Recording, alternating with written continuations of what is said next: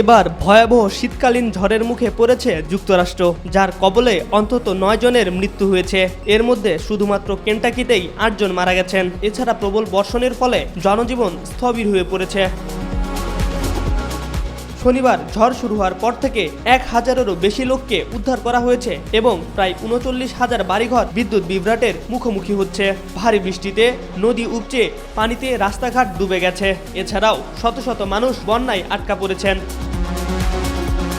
কেন্টাকির governor Andy ব্যাশিয়ার বলেন, তার রাজ্যে বেশিরভাগ মৃত্যু হয়েছে রাস্তার পানিতে গাড়ি আটকে। তীব্র বাতাসের কারণে পরিস্থিতি আরও ভয়াবহ হতে পারে। গেল এক দশকে এটিকে সবচেয়ে বৈরী আবহাওয়া বলে উল্লেখ করেছেন এই মার্কিন রাজনীতিবিদ। তিনি লোকজনকে রাস্তাঘাট থেকে দূরে থেকে ঘরে অবস্থান করতে পরামর্শ দিয়েছেন। এছাড়া প্রেসিডেন্ট ডোনাল্ড ট্রাম্প দুর্যোগে ত্রাণ তৎপরতার জন্য তার অনুমোদন করেছেন বলেও জানান তিনি।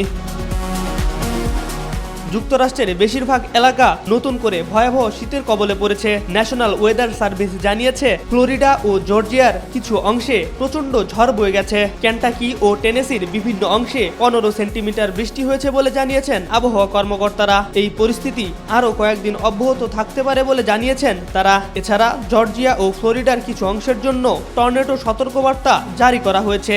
আবহাওয়াবিদরা মনে করছেন, মার্কিন যুক্তরাষ্ট্র এই মৌসুমে সবচেয়ে ঠান্ডা আবহাওয়া পেতে চলেছে।